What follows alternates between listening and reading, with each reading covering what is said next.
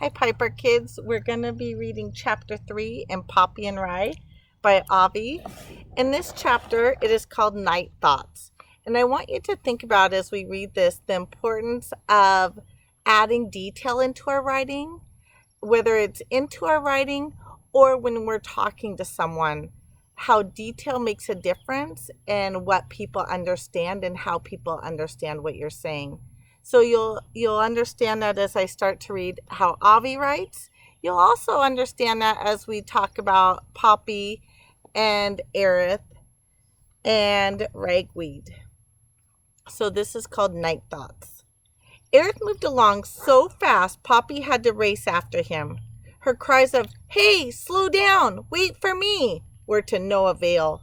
Only when they reached the deepest part of Dimwood Forest did Aerith finally pause. When Poppy caught up to him, the porcupine was calmly nibbling on some tender bits of bark which he had peeled from a tree. It was a dusky place. The high trees kept the light out, but not the heat. The air felt as thick as syrup and bore a smell of skunkweed and rotting mushrooms. So that right there, you can tell those details of what the forest is like. It kept the light out, but not the heat. And the air felt thick like syrup. That's a good description. And smelled, unfortunately, like skunkweed and rotting mushrooms. "What is this spot?" a panting Poppy asked, throwing herself down on the ground to rest. Though she had always known Dimwood Forest was big, she was beginning to fathom just how small a part of it she'd experienced. "The forest," Aerith replied smugly. "Amazing," Poppy said, staring around. "Now look here," Aerith said. "Where was it that you said you were going?" Poppy, still breathing hard from her exertion, said, "It's called the brook." "Oh, Foxflip," the porcupine growled. "There must be 1,000,000 brooks in this forest. Are you saying that's the only name you have?" "Aerith," Poppy said, "all Ragweed told me was it was west of the forest." "Sticky roach toes," Aerith muttered according to that. "It could be anywhere." "No, it can't," Poppy pointed out.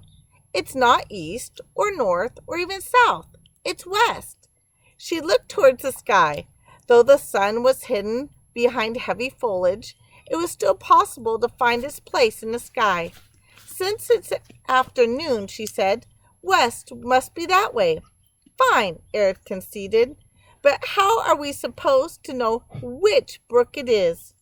"Aerith," Poppy said, "we don't need to have all the answers, do we? Can't we just keep moving? We've got all the time we need. The faster we get there, the faster we get back," Aerith returned. Poppy got up and started off, this time taking the lead. Aerith muttered, "Ragweed," under his breath, followed. The two friends traveled side by side, moving in a steady westerly direction, speaking little. They did not stop until darkness came. They had not come upon one brook. "I think we'd better find a place for the night," Poppy suggested. She was quite worn out. "When I travel, I stay in trees," Aerith informed her. "That's fine with me," Poppy assured him. "Pick out one you'd like.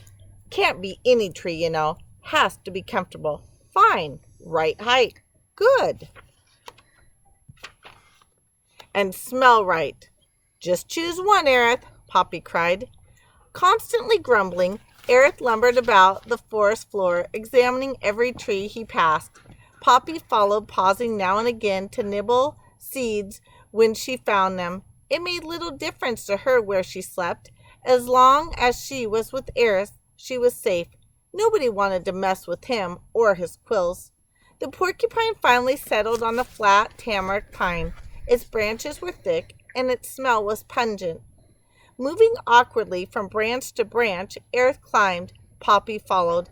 Halfway up the tree, Aerith came upon a particularly fat branch whose broad width at the point where it grew out of the main trunk made a platform.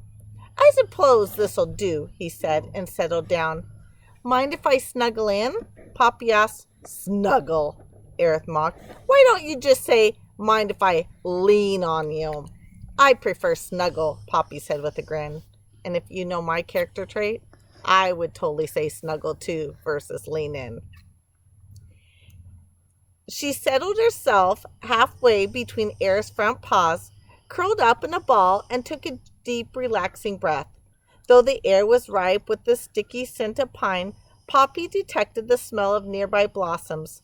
Loving flowers of any kind, she was happy. The night was full of noises, too. She heard the soft, padded steps of animals, the slithering of snakes, the piping of frogs, and chirping of crickets. Now and again, leaves rustled in the breeze. The night is dancing, she thought. The stars seemed so distant. How far, Poppy wondered, would she have to travel to reach one of them? Letting slip a murmur of contentment, she nestled closer to Aerith. She was perfectly aware he was not the easiest companion, but she loved him for the good, blunt friend he was. Besides, whether he meant it or not, he kept her mind off the sad part of the journey, the meeting with Ragweed's parents. And as you look up, here's the tree, here's the platform, the wide part of the branch coming out. Here's Aerith, and then even though you may not be able to see it, there's Poppy all snuggled in right next to Aerith.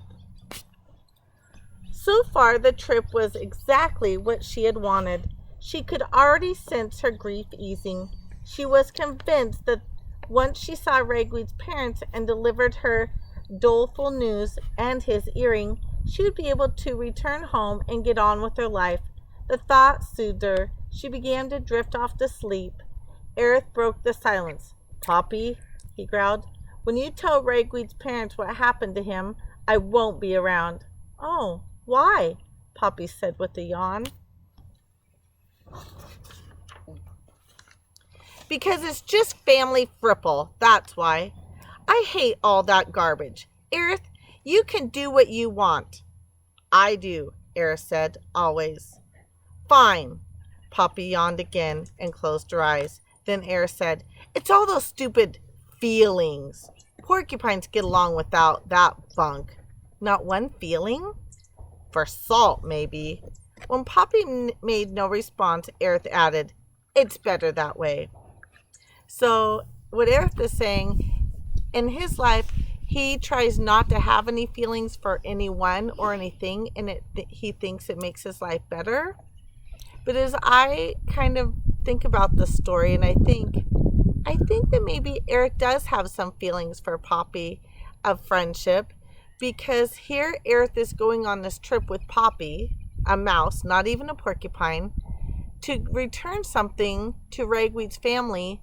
Aerith has never met Ragweed.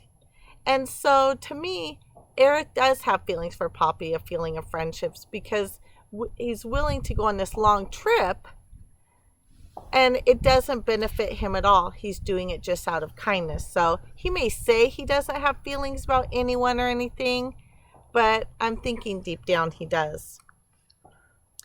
When Poppy made no response, Aerith added, "It's better that way." "How come?" Poppy asked sleepily. "Oh, chipmunk cheese. It just is." Poppy was too tired to debate. Instead, she pondered what she might say to Ragweed's parents, wondering if they would blame her for his death. Yawning, she placed her tail under her nose and was soon fast asleep. Aerith stared into the dark. "This is dumb," he said to himself. "I never should have come. Ragweed," he sneered. "Nothing but ragweed. Nothing but sugar mouse slops. Phooey." So now that this chapter is over, thinking about the details, could you picture what was happening in the story? What parts were you able to envision or visualize, and what parts couldn't you? Also, the part when we talk about adding the details, they don't know exactly which direction to go. As Ragweed just said, the brook. But as Poppy said, they don't need all the answers right now. They're just going to go and see what they can find. Tomorrow, the chapter is called "The Water Rises." That gives me the prediction, as I predict what the next chapter might be about. It's probably going to go back to Valoran and Clover and the beaver as they talk about the water rising. Have a great day.